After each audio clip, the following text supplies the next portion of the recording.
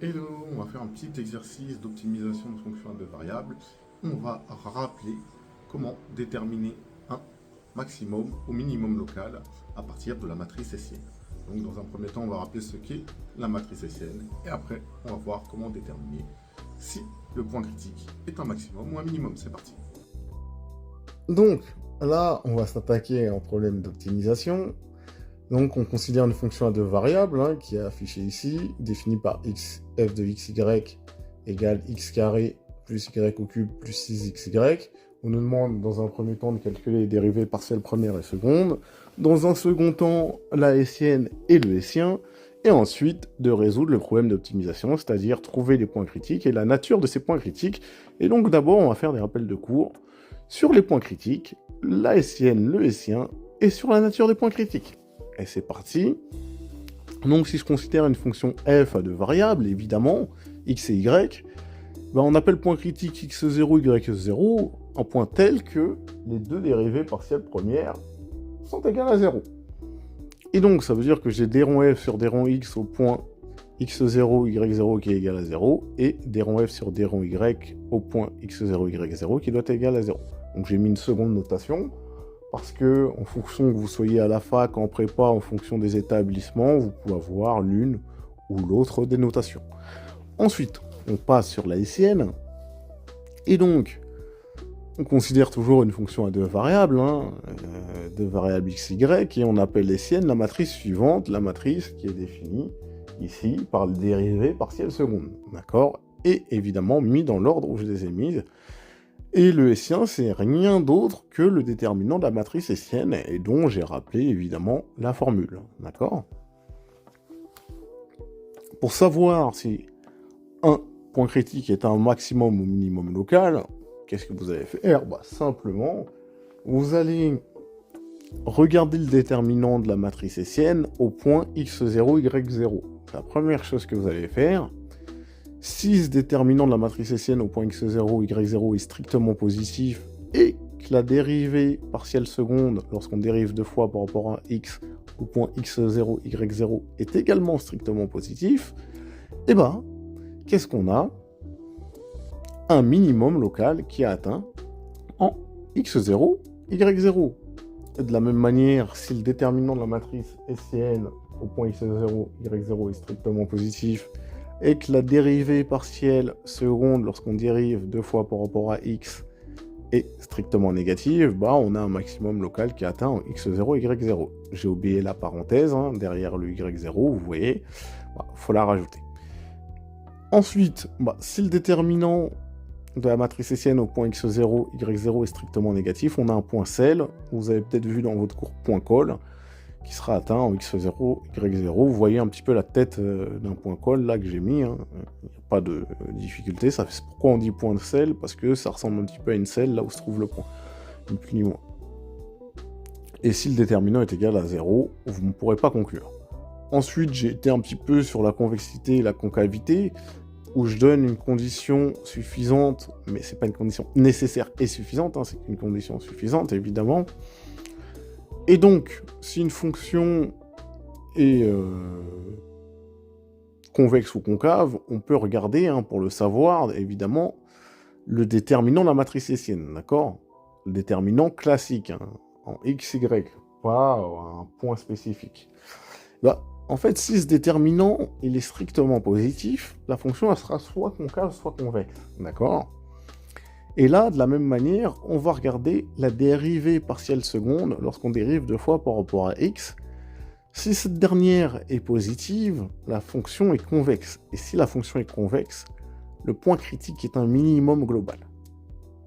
Et si la dérivée partielle seconde lorsqu'on dérive deux fois par rapport à x est négative, en ayant évidemment le déterminant de la matrice hessienne strictement positif, et la fonction est concave et le point critique est un maximum global. Et si le déterminant de la matrice hessienne est strictement inférieur à 0, vous ne pouvez pas conclure directement, d'accord? Il faut faire une étude un peu plus poussée. On verra une prochaine fois.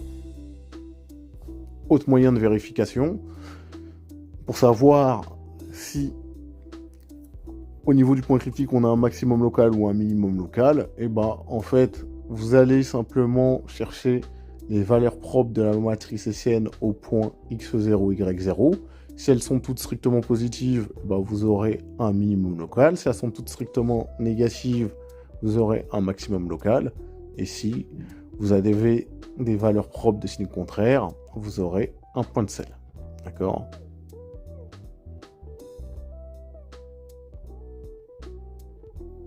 Maintenant, on passe à l'exercice et on se rappelle la fonction, d'accord, qui était définie, évidemment. Et donc, on va chercher le dérivé partiel première. Donc, nous, quand on dérive par rapport à x, qu'est-ce que ça donne ?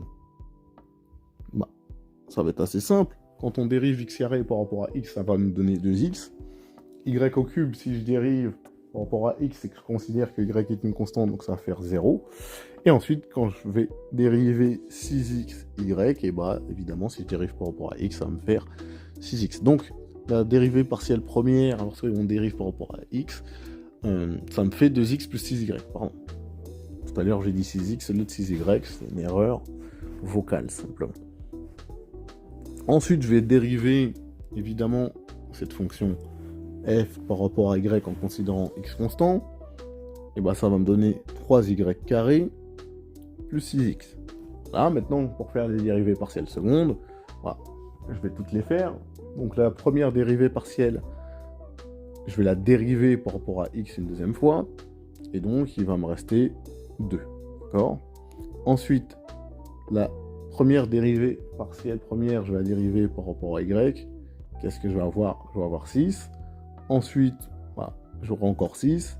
Et ensuite, la dérivée partielle première, quand j'avais dérivé par rapport à y, si je la redérive par rapport à y, évidemment, qu'est-ce que ça va me donner ? 6y. En effet, lorsque vous dérivez 3y carré par rapport à y, ça vous fait 6y. Et quand vous dérivez 6x par rapport à y, sachant que vous considérez que x est une constante, ça fait 0, donc il me reste 6y. Ça, il ne devrait pas y avoir de souci. Et donc, ça va me permettre de construire ma matrice hessienne, qui est donnée par la matrice suivante, où j'ai 2, 6, 6, 6y. Le hessien n'est rien d'autre que le déterminant de la matrice hessienne, donc c'est facile de calculer le déterminant d'une matrice carrée d'ordre 2. Et donc, ça me fera 2 fois 6y moins 6 au carré. Donc 2 fois 6y, ça me fait 12y. 12y moins 6 au carré qui vaut 36. Donc j'aurai 12y moins 36. Et voici le hessien. Ensuite, on va chercher les points critiques. D'accord ? J'ai noté la valeur des points critiques. J'ai un peu spolié l'exercice. C'est pas très grave. Donc, on se rappelle des dérivées partielles premières. Et comment on trouve les points critiques ? C'est quand les deux dérivées partielles premières sont égales à 0. D'accord ? Et donc, ça me fait un système à résoudre. Ça me fait 2x plus 6y égale 0 avec 3y carré plus 6x égale 0. Donc, je vais exprimer x en fonction de y. Donc, la première ligne, ça me donne x égale moins 3y. Et dans la deuxième ligne, je vais remplacer x par moins 3y. Donc, j'aurai 3y carré plus 6 fois moins 3y égale 0. Donc, finalement, ça me fait x égale moins 3y, et 3y carré moins 18y égale 0, je factorise par 3y, ça me fait, donc j'ai toujours le x égale moins 3y, et 3y facteur de 1 moins 6y égale 0.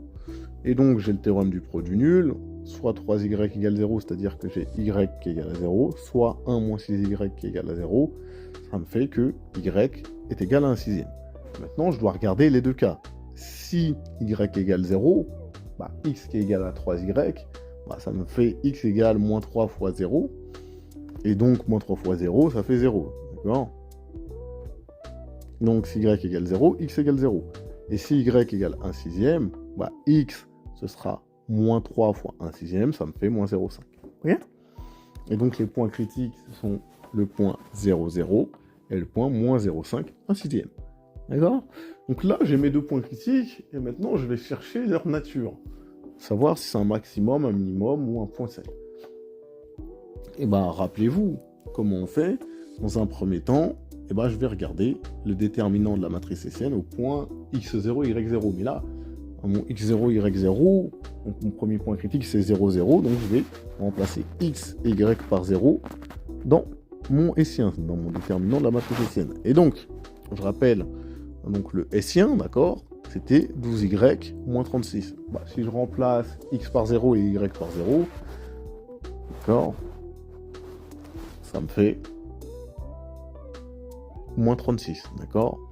Et donc, le déterminant de la matrice hessienne au point 0, 0, lui, il est négatif. Et s'il est négatif, qu'est-ce que j'ai? J'ai un point Cl. Donc, j'ai un point Cl en 0, 0. Maintenant, je vais faire le même travail en moins 0,5, 1 sixième. Donc, voilà, je rappelle que le Hessien, c'est 12y moins 36. Si je remplace x par moins 0,5 et y par 1 sixième, ça me fait 12 fois 1 sixième moins 36.